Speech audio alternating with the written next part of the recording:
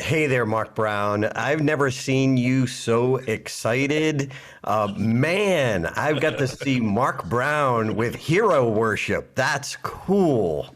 Yeah, I've been following our guest today for about 35 years during his singing career. And he is so versatile. We're going to meet someone today who can do it all as a singer, as a presenter, as a narrator, as a voiceover artist. We're going to meet one of my heroes, now one of my friends, Minister Wintley Phipps. Anyone can give a presentation. Few deliver unforgettable presentations. What's the difference? You're about to find out. Welcome to the Unforgettable Presentations podcasts with your hosts, world champion speakers and coaches Mark Brown. Your life tells a story, and there's someone out there who needs to hear it. And Darren LaCroix. Stage time, stage time, stage time. Ready for some powerful presentation ahas? Let's dive right in. Darren LaCroix. When I was about, I was in my 20s, I guess, back in the mid-80s, as a Christian, I was hearing Christian music, and I heard this voice one time, and the song, I think, was called I'm Climbing Up the Rough Side of the Mountain. And this voice was so melodic and beautiful, and the presenter, the singer, did something amazing.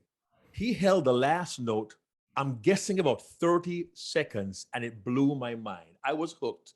And from that day on, I began following and listening to Minister Wintley Phipps. He is so versatile. As a minister of the gospel, he's a preacher, he's a teacher, he's a speaker. I heard him at the NSA convention back in 2011. He's also a voiceover artist and a narrator like nobody else. Our Toastmasters friends know me as the voice of God for Toastmasters. If our guest comes into the room, I will leave the mic. I'll go and take a seat. I'll hand it to him. Please help me welcome one of my absolute heroes of the faith, my favorite bass baritone in the world, Minister Wintley Phipps. Hello, Wintley. Hello, thank you. And I'm humbled. Trust me. Thank you for the warm welcome.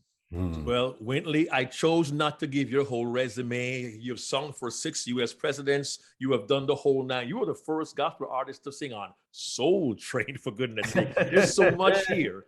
And there may be those who are wondering, why would you bring a singer on to talk about speaking? Because, Wintley, of your amazing versatility. And I know Darren has some questions for you. I'm going to breathe and let him take over while I compose myself. Darren? Oh, Mark Brown.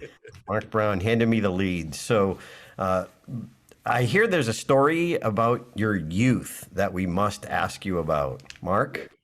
Well, he'll tell you when he was 14. Please, Wintley, please share that with us. How you got started? Well, I think I'll take you back just a little further than that. I was born in Trinidad. Yes, sir. And at the age of 10, we moved to Montreal, Canada. So I went from palm trees to ice. I can relate. And I went to high school there, and I joined the hockey team. Because I couldn't skate very well, so they made me goalie. Okay. Goalie doesn't have to go very far from the net, you know. And when I remember actually, it goes further back. When I was in Trinidad, 5, 6, 7 years old, I was born to a troubled home.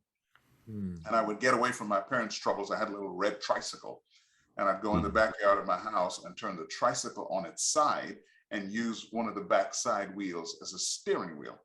And I would sit there for hours, and I would dream.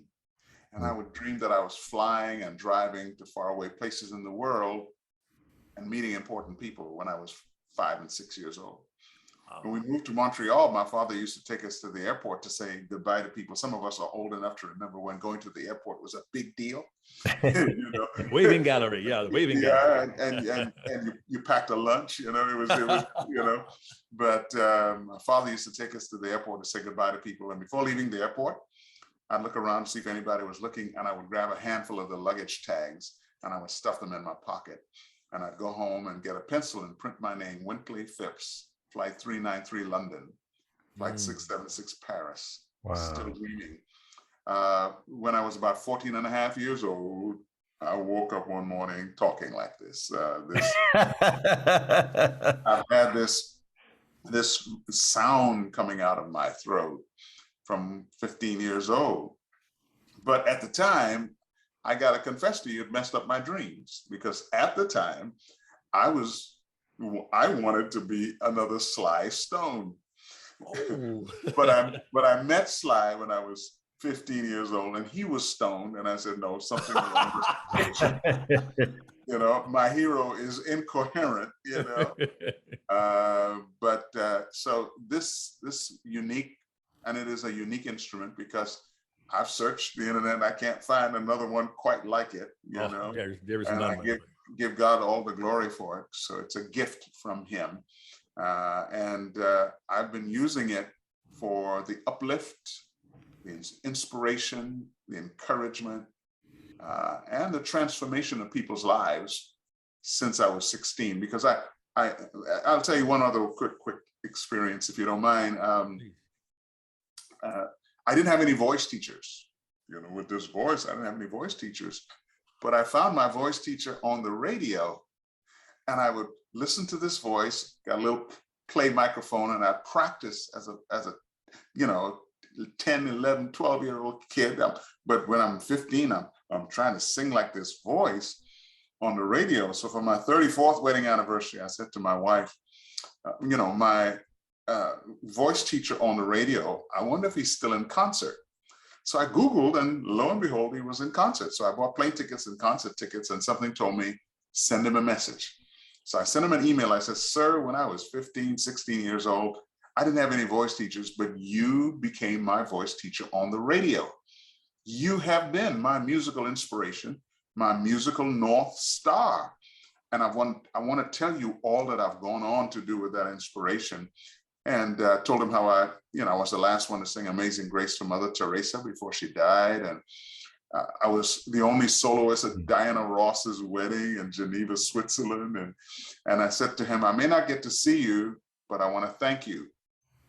I got an email back from him saying, Sir Tom Jones would like to see you and your wife when you come to Las Vegas. Wow. So when I walked into the green room, his eyes went really big, because I said, it's not unusual to be loved by anyone.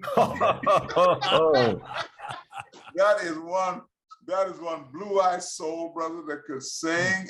And little did I know, from his Welsh singing tradition, I didn't know about all of that, but I had picked one of the greatest voices you could ever hear in our lifetime to learn how to sing. It was a man who technically used his face, the bones in his face, the mask, as we call it in music, to project, you know, and fall in love.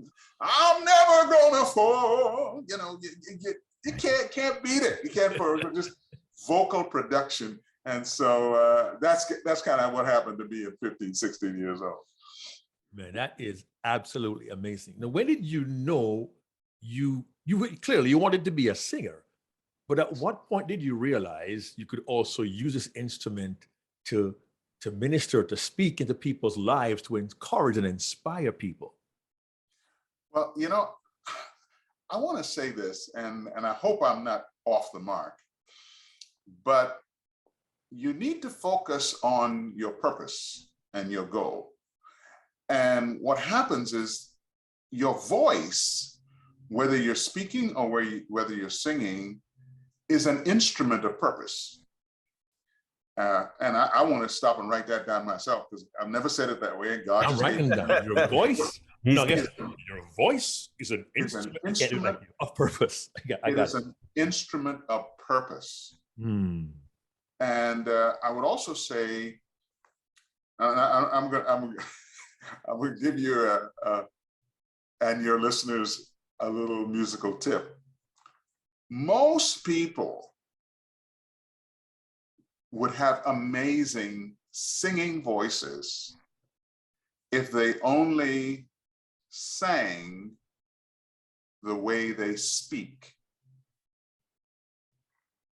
Most people would have amazing singing voices if they only sang the way they speak. There is a beauty and a uniqueness. I mean, how incredible that you can use your voice as an identification in technology today, right? Mhm. It's just a testament to the amazing uniqueness of every human voice, right? Well, most people get in trouble when they try to sing, because what they're doing is they're trying to sing like what they think they should sound like, and not the way they talk.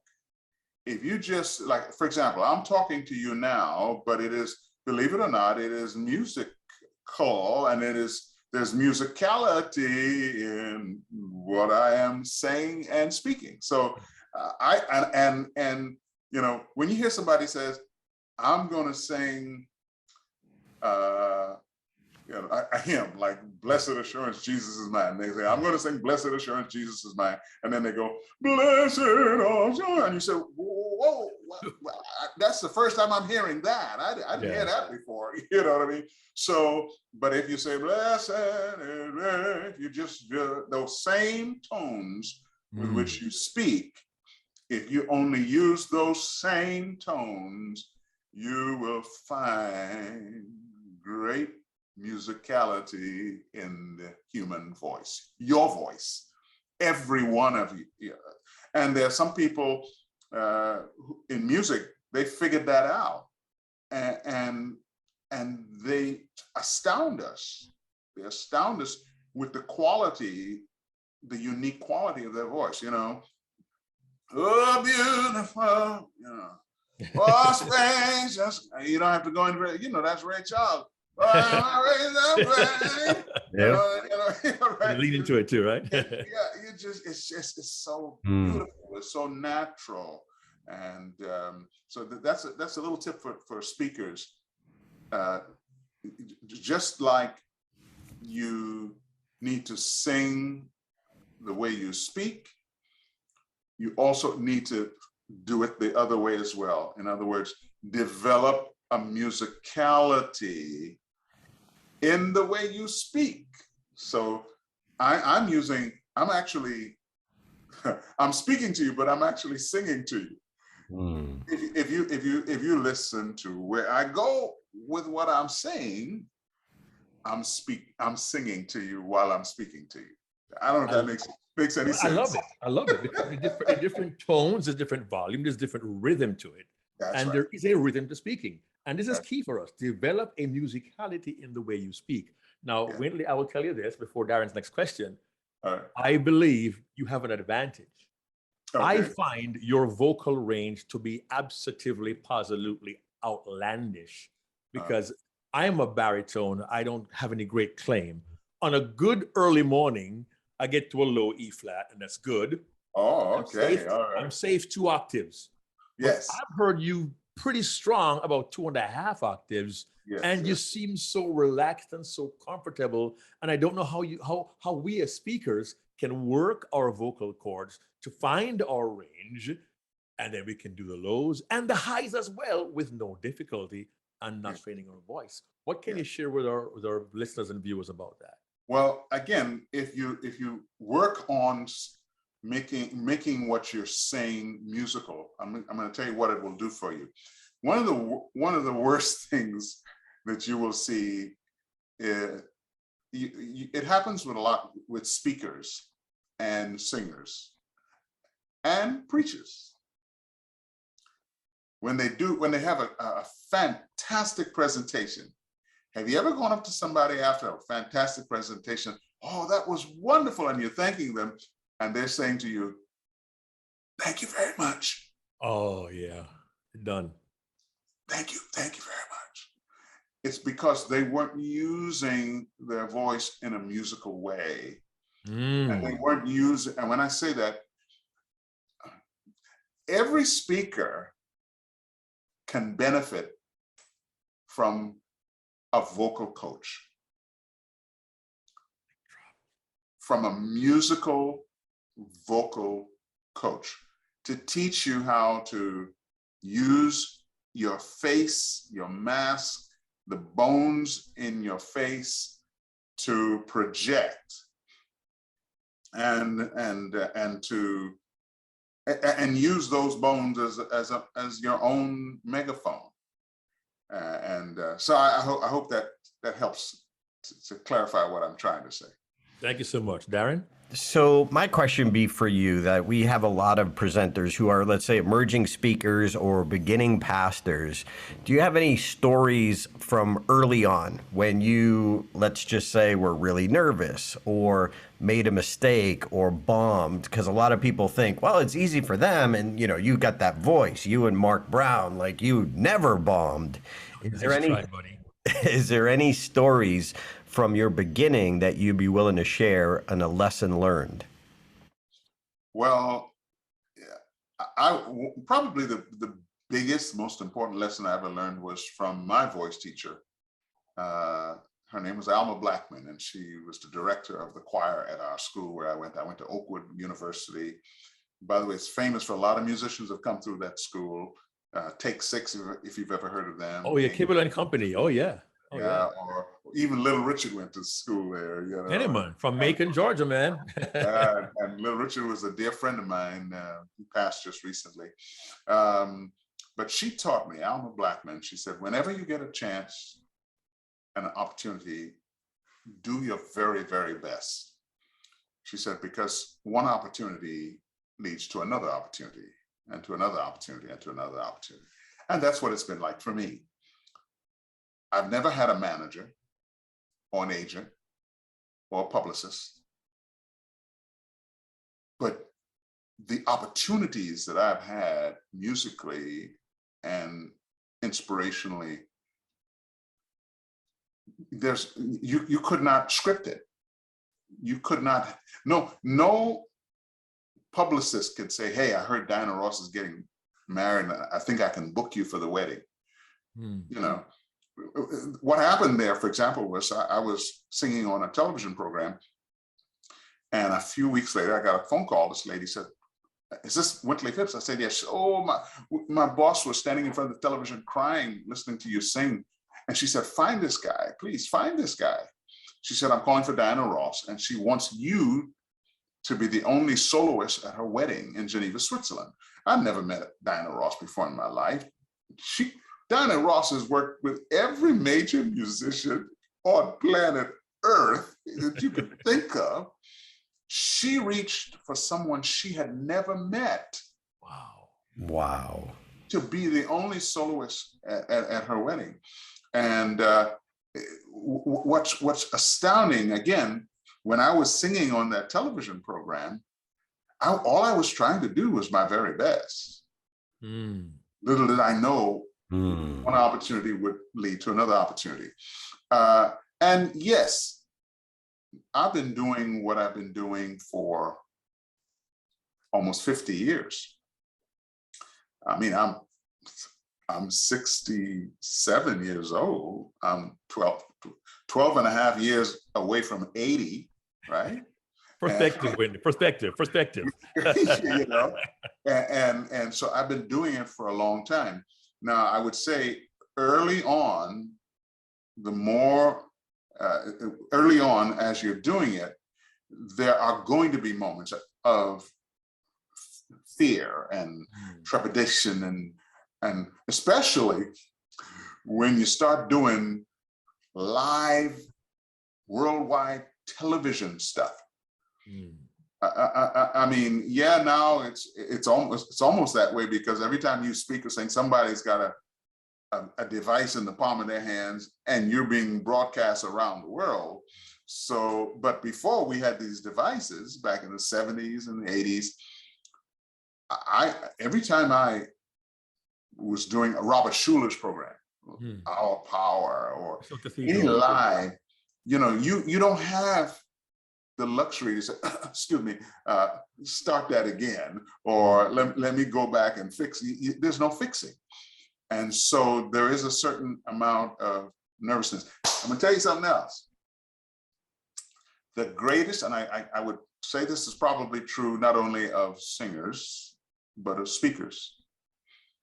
And that is, every singer in every song makes mistakes. Huh. Every speaker in every presentation makes mistakes. But check this out. But the great ones know how to make a stumble look like a pirouette.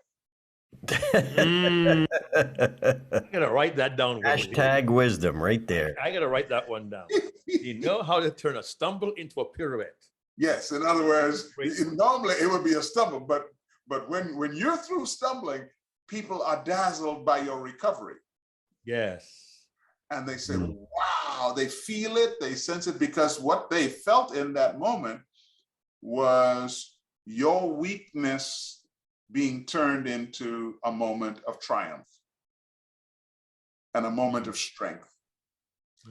And so I've learned, I've seen that happen in my speaking. I've seen that happen. Yeah, no, for example, if you're speaking and you forget something, that's a stumble. Yeah.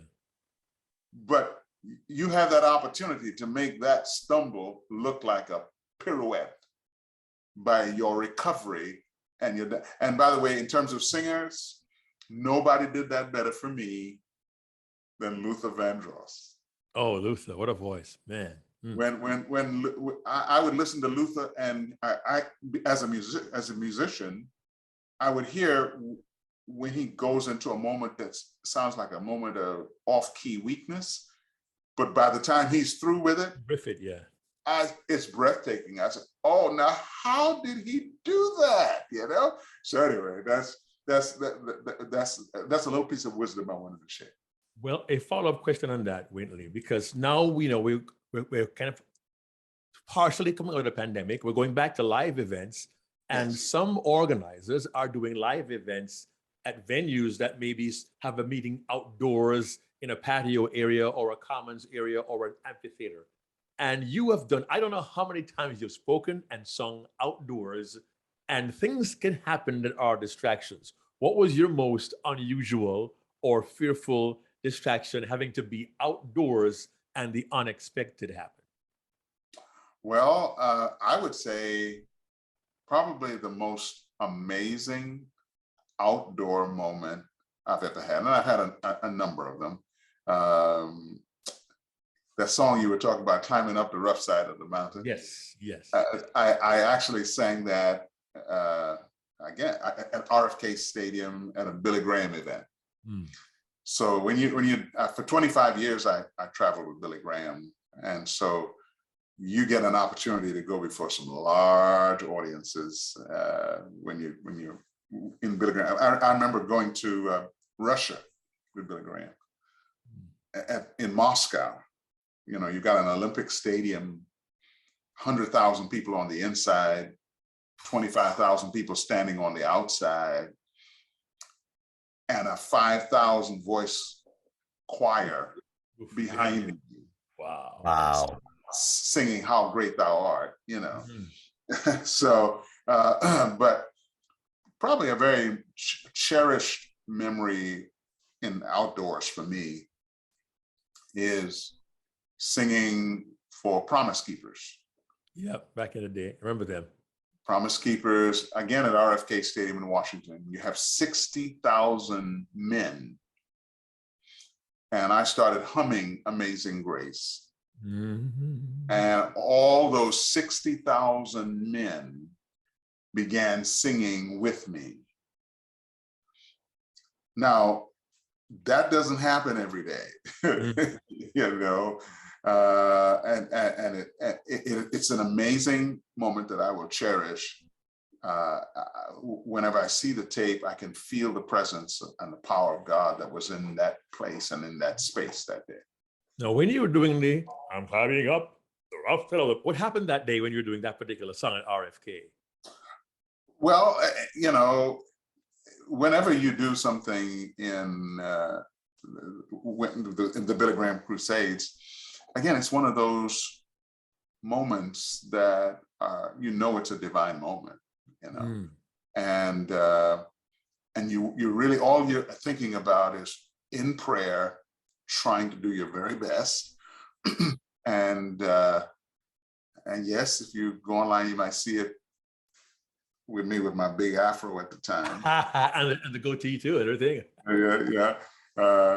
And by the way, I guess I need to tell you, I remember when I started going bald, and it was very, everybody's trying to figure out how you, I guess this may be good for your speakers too, because I guess Willie did it too, right? Yeah, Willie went. But there comes a moment when I actually fought it for a long time. I grew my hair really long, and then I would flip it forward and try to style it to look like an afro. But it got to be really stressful, always having to walk backwards in the wind. Walking in the wind. When you get up in the morning and you check the temperature and the wind velocity, you got a problem. None of us right now go through that right now, Wintley. Wow. Yeah. I see Darren's got that going on too. Yeah. When I met him, he had hair. 21 years ago, I met him, and I was actually his coach when he was competing in the Toastmasters contest. Let me ask you this, a little deeper on the outdoor thing. Do you ever get nervous? Does a track go off, or the choir is off, and you got to, keep yourself together? Or in that particular song, climbing up, you're holding a 25-second note at the end. What goes through your mind if, a bug goes flying by? Has that ever happened to you? I mean, well, you jogged a memory. For me, it's probably one of the most craziest things that ever happened to me. Well, you want to hear it, man. And again, I've sung on stages with the most unique people. I've done Saturday Night Live, for example. But one day I opened, and by the way, my motto God gave me: you don't have to compromise to be recognized. Like that. And so I only do music that is inspirational and uplifting. As a matter of fact, I'll tell you this story. After I sang at Diana Ross's wedding, she actually called and offered me to be the opening act for her worldwide tour. Her biggest tour was coming up. And I said, Diana, I think I need to remind you of what I do. From 16 years old, I only do gospel music. So I said, I don't do Baby Turn the Lights Down. That's for somebody else. That's not for me. And the tour didn't work out. But the man who performed her wedding called me one day and said, I had dinner with Diana Ross and her husband last night in London. And she said she was trying to get you to tour with her, and it doesn't look like it's going to work out, and she's really disappointed. And then she said, because Wintleys got something, and I don't know what it is. He said, I began to tell her, well, he's given his life to God, and God's presence is what he prays for, He said, but let me tell you why I'm really calling you. He said, I'm calling you to thank you for being true to your convictions. He said, and I'm calling you to thank you, not just to thank you for being true to your convictions, but to remind you that God said that those who honor him, he will honor. And so the fact that I, walked away from that tour, but yet, my friend, the opportunities that have come for me on a world stage, I haven't had to compromise to be recognized. But I began to tell you that story because the most unique opening act I've ever sung for was for James Brown. Wow. You're right. James Brown was doing a concert, and they asked me to do the national anthem and another song, I think. But probably going back to your question, the weirdest thing that has ever happened to me, I was in this big, amazing function, powerful guest, political guest, and I'm supposed to sing the national anthem. Somebody put on the wrong track. Wrong soundtrack. Wow. And they put on the soundtrack for His Eyes on the Sparrow.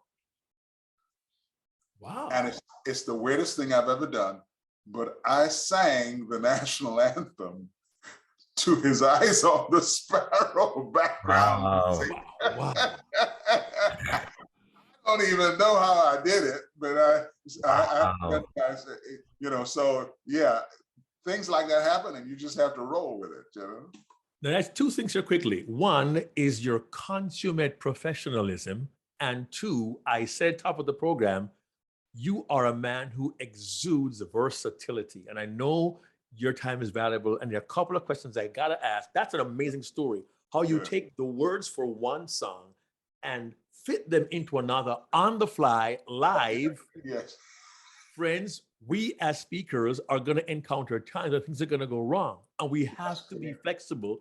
If we're professionals, we have to be versatile and find our way to navigate all of that. And Darren, I don't want to shortcut you. There's a question you have. I do want to yank the wheel. We're good. I want to yank the wheel, Wintley, because I know you're a singer. I've admired you for years. I've sang one of your songs at my mother's funeral in 1992. He is able. Yeah. And I'm not sure I can still do that. And you will not remember this, but Willie and you and I were at the NSA convention after your keynote. I told you that story. I became a blubbering mess. I couldn't stop crying because the impact of that song on my life. And to have that be the last way to honor my mother was such a blessing to me. And she died at 67 years old. No prediction here. I'm just telling you that's one more connection for me. But I want to talk technically for those who are saying, yes, Mark, all this music. But you have, and Darren, this is going to be a first. This is going to be a first, Darren, on our podcast, video-wise. I'm going to bring my wife on because she has loved Wintley for 35 years. Wintley, my wife. Hello. How are you? I am great, thank you. What a joy it is to meet you. Oh, likewise. You have been one of my heroes. We're Jamaican and you're Trinidadian, so we're Caribbean. There it is. Oh, well, I spent a lot of beautiful days in Jamaica, even up in Mandela, up in the mountains, you know. Perfect. So thank you so much. And my wife says the best callaloo she's ever had was in Jamaica. So there you go. Just so you know, she grows her own. Thank you. Oh, wonderful. Nice meeting you. Thank you. God But bless. our very first crash of a party of our podcast. My point, Wintley, thank you for indulging us that way. No problem. Really, something else you do, and for those who are saying enough about this musical part of it, there is a dimension to your work. You are a preacher. We know that. You're a speaker. I've seen you on stage. But you also have a unique way to use your gift. For the last 15, 17 years, I've been blessed to be the voice of God at the annual Toastmasters International Convention. And I get my welcome to Toastmasters voice on. Yeah. But I've heard you also do narrations. I know you're a voice artist. And particularly when you're with Bill Gaither, for those who are on the Christian side, you know who he is.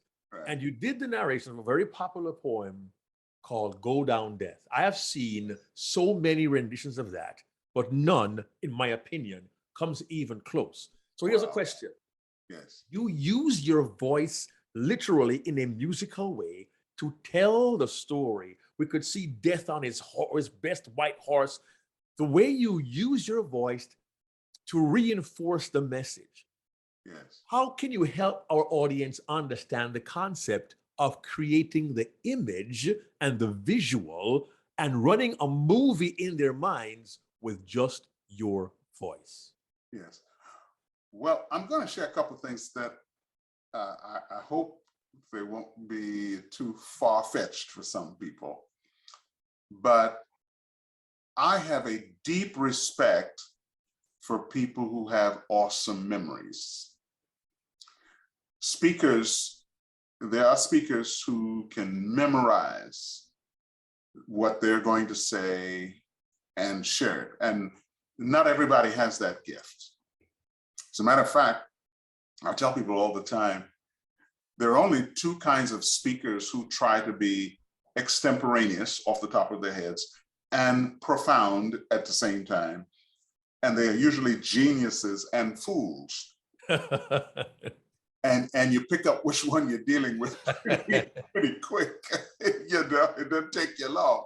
In other words, what I'm trying to say is, if you don't have the gift of memorization for long, it's a lot to memorize something for half an hour. But you still want to use the language.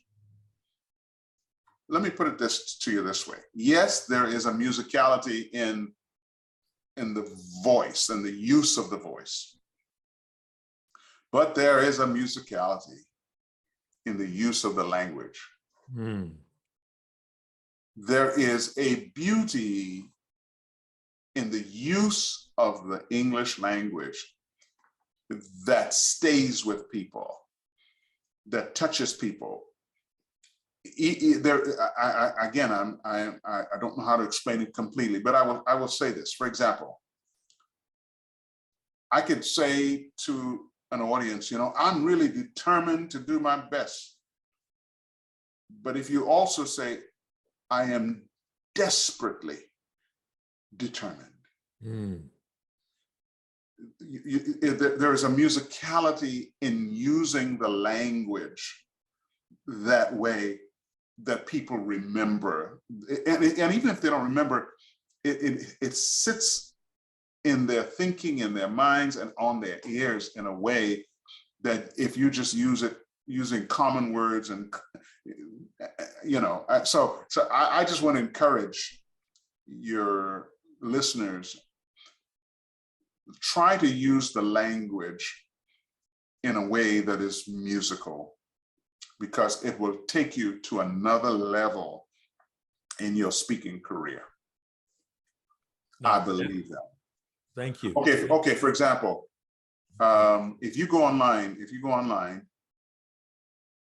and you put in Wintley Phipps top quotes, you know, with all the words that are spoken in this world today, and there are a lot of words, for enough words that you string together to become a quotable quote that will live on longer than you will live, that's an amazing accomplishment. So, for example, anybody know about football? The Immaculate Conception, you know, the Immaculate Conception? Reception? Yeah, reception, yeah. Do you remember, Darren, who it was with the Immaculate Conception in Pittsburgh? Yeah, it was a guy in the Steelers. Okay. Well, statue of him in the airport there. Yeah. And I was with him the other day. Well, anyway, one of them, the guy who actually threw the pass, the quarterback. I'm trying to remember his name. Y'all listeners, they're probably telling us the name right now. Back to us later. but he put up on his Facebook page or something, 20 things you didn't know about me. And he said one of them is my favorite quote is by Wintley Phipps. And then he put the quote down. And here's the quote. It is in the quiet crucible of our personal private sufferings that our noblest dreams are born. And God's greatest gifts are given. And often God gives his greatest gifts in compensation for what we have endured and what we have been through. So now those words that are now attributed to me, if you put those words in the internet, my name will come up and it'll be there long after I'm gone. But those words, I didn't come up with those words on the spot. First of all, I believe that God gave me those words, and I was astounded by them, and that's one of the reasons I remember them. But I rehearsed those words. I refined those words, and there's a musicality to those words that make them memorable as long as time shall last. I mean, what I'm saying to you now is pretty heavy stuff, because there are a lot of speakers who speak, right? There are a lot of speakers who put a lot of words into the atmosphere. But not every speaker who speaks and puts words into the atmosphere will their words be chronicled, written down, taken in, remembered and repeated as long as time shall last. By the way, it was Terry Bradshaw and Franco Harris. That's right. That's right. Thank you, my brother. Yeah, I was with Franco Harris not long ago for a function together. It was such an honor to meet him. And Terry Bradshaw was the one that said, one of the things you don't know about me. And I don't know Terry Bradshaw. I've never met Terry Bradshaw. Okay, but so I'm shocked that Terry Bradshaw says, of all of the quotes in the universe, my most favorite quote is by a man by the name of Wintley Phipps. And I'm saying, my goodness, my goodness, you know what I mean? And so you're saying, and you had it right, Darren. It's wonderful to use the language in such a way that people remember it and repeat it. That's why whenever Mark speaks, he's the wordsmith, not me. I'm dyslexic, so I have a handy thesaurus and so wait, what was that word? I just have one question for you. When I was doing some research on you, I learned about a great story that I love, but I have a specific question behind it, and it's the story of the hookup from heaven and about a cassette. So I'd love to hear that story. And then my question is, how do we have the mindset to set us up to think that way? If you know what I mean. How do we get that? That's a hookup from, like you said earlier, if I do the right thing and I believe that I must do my best, how do we get that mindset to prepare us for a hookup from heaven? Well, I want to go back to when I was attending at 16 this Christian school in Canada, Oshawa, Ontario, Canada, outside of Toronto. And I went to the Dean of Men. I said, I'm leaving. I can't take all these rules and regulations you guys have here. You know, you can't hold hands with girls on campus. You know, what kind of stuff is this? You know, this is back in 1971, right? So, and he said to me, is that what you really want to do? I said, yeah. He said, why don't you do for once, not what you want to do, but what God wants you to do? That it hit me like a bolt of lightning. And I went to my room and I prayed for the first time in my life. I said, okay, God, whatever you want me to do, I'll do. I said, if you want me to be a garbage man for you, I'm willing to be a garbage man.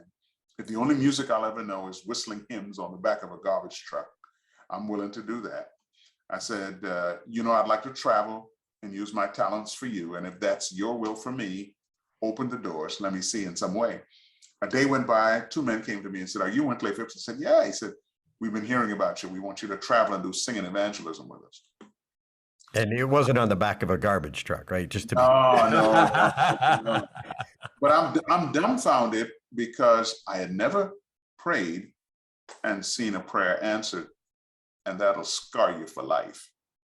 The first prayer you ever seen answered is one that you will never ever forget.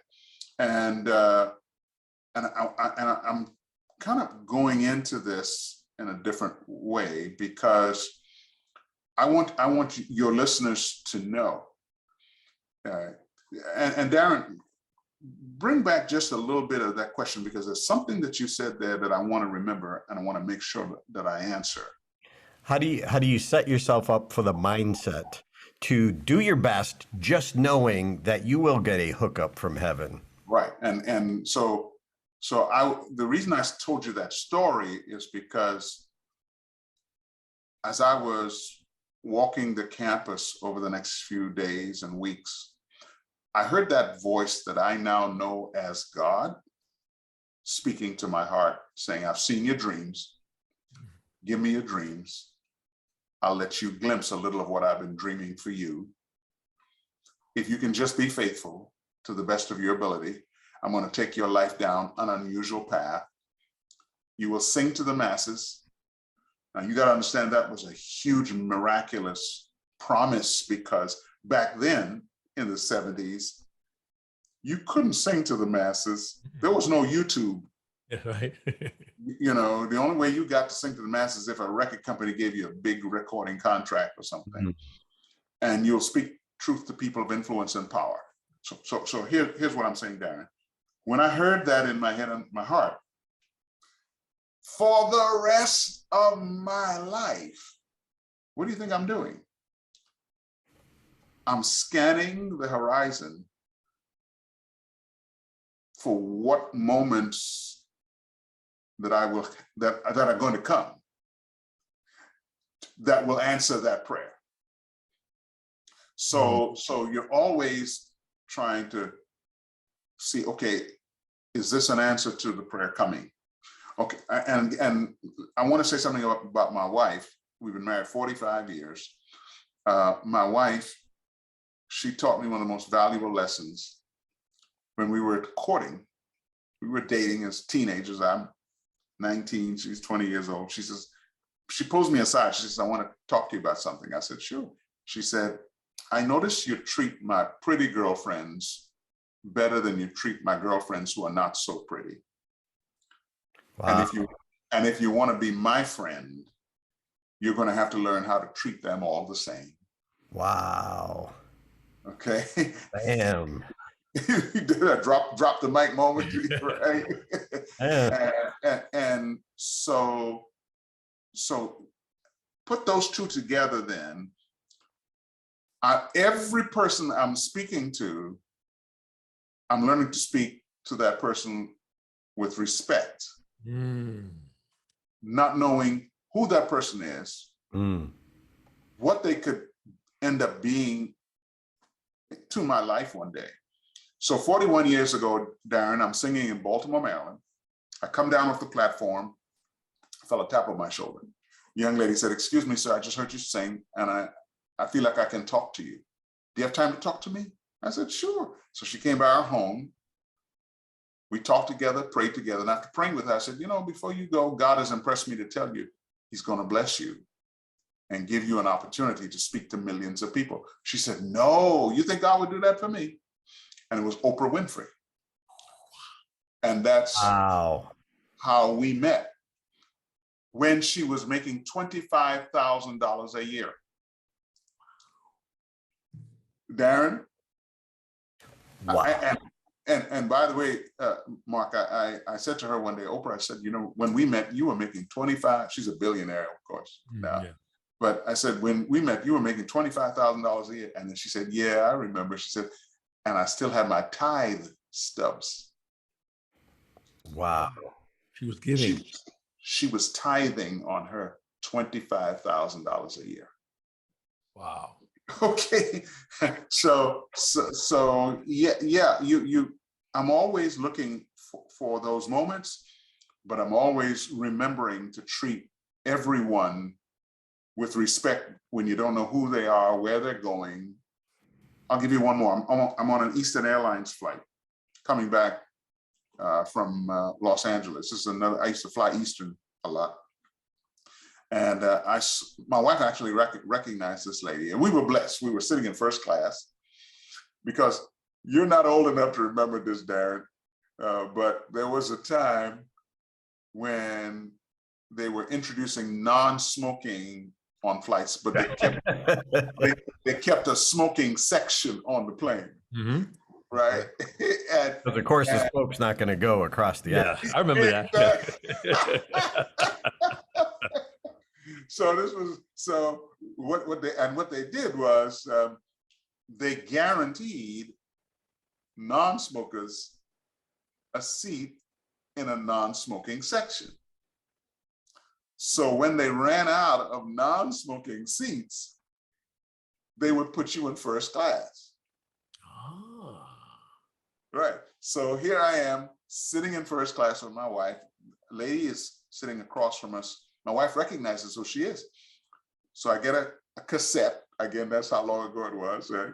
And I knelt down beside her. I said, you know, I just feel impressed of God to come give this to you. The kind of music I do is gospel music. There's a song here called Lord, I Give You My Life. It's about giving your life to God.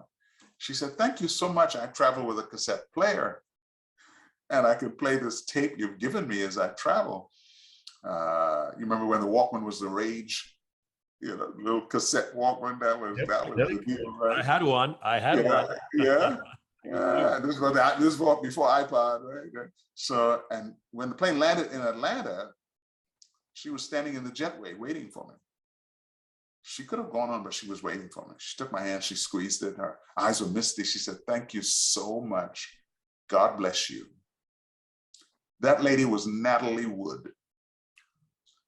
Wow. A few days before she drowned. Oh, wow. And when I heard that she had drowned, she was actually on her way to Carolina to film the movie, the last movie that she did that she didn't get to finish because she drowned. And but when it happened, again, those moments, I guess this is it, Darren.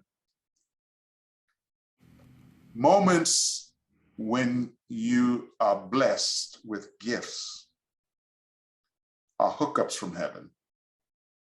But moments when you get to give a word of encouragement to someone else, that's also a hookup from heaven. That's what I want to say. Wow. Thank you. Thank you. We want to honor your time. And as we wind down, Mark is taking some notes on all the wisdom you've dropped.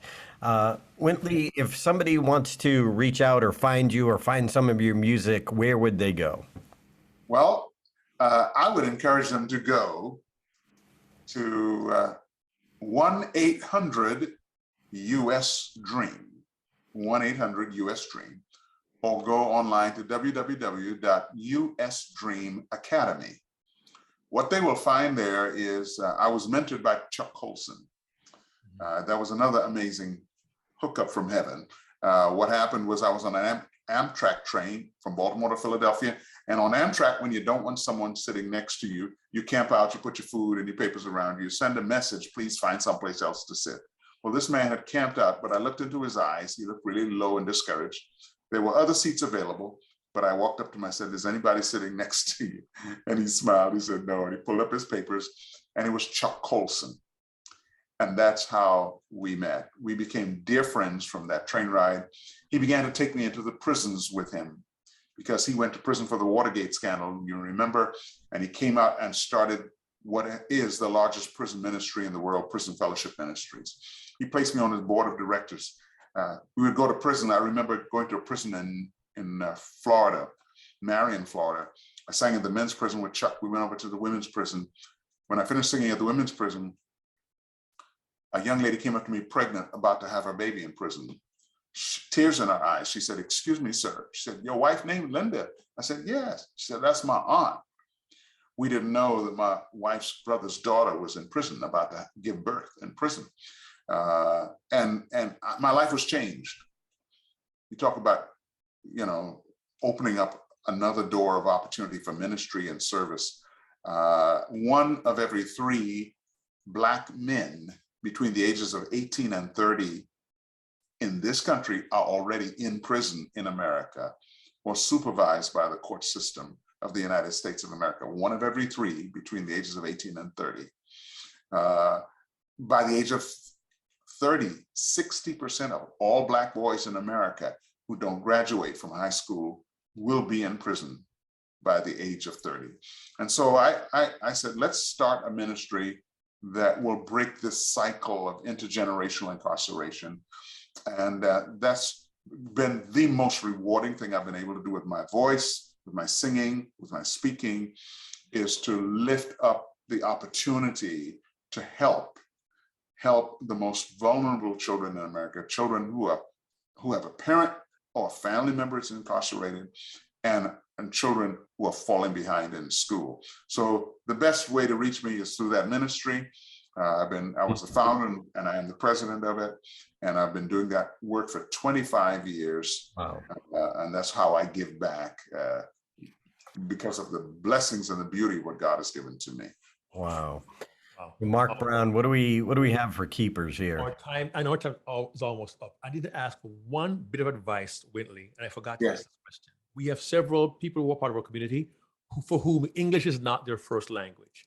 In 15 seconds, how would you advise them to build their vocabulary and become good at the language you say we need to master? Well, this may sound strange, but there is an amazing beauty in two books in the scriptures, the Psalms and the book of Proverbs.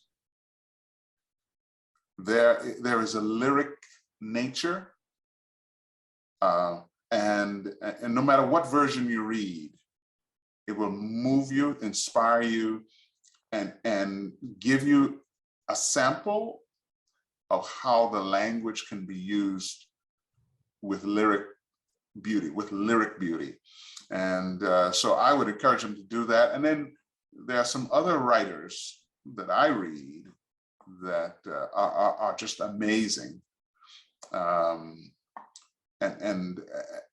one of them, frankly, is a Nobel writer by the name of Gabriel Marquez, a Nobel-winning laureate writer. He wrote a couple of books, 100 Years of Solitude. Another book is entitled Love in the Time of Cholera. But when you read the language, oh my word, it's just, it takes you in flight when you read his language.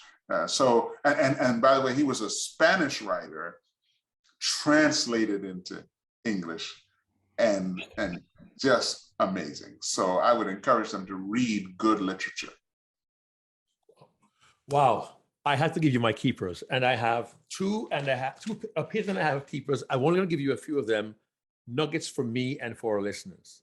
Yes. Never stop dreaming. That was early on. Yes. Focus on your purpose and your goal, because your voice is an instrument of purpose. Yes. And guess what? Most people would have amazing singing voices if they simply sang the way that they spoke. Remember, there is great musicality in your speaking voice, so speak the way you sing and develop a musicality in the way you speak. Yes. Every speaker will benefit from a musical vocal coach. Yes. At every opportunity, do nothing less than your best. Even though every speaker in every presentation makes mistakes, great speakers know how to turn a stumble into a pirouette. Yeah. Love that. You don't have to compromise to be recognized. Yeah. And both geniuses and fools can be profound and extemporaneous. Or try. They try. Or try to be. Only two people try it. Use language in a musical way and rehearse and refine your sequence of words to make them unforgettable. No matter what you do, speak to everyone with respect. And the moments that when you get to give words of encouragement are your hookups from heaven. Wintley, I can't thank you enough. My heart is full. My page is full. I'll let Darren close us out. Thank you so much. And thank you for the wisdom from your wife that she passed on to you. Oh, Absolutely.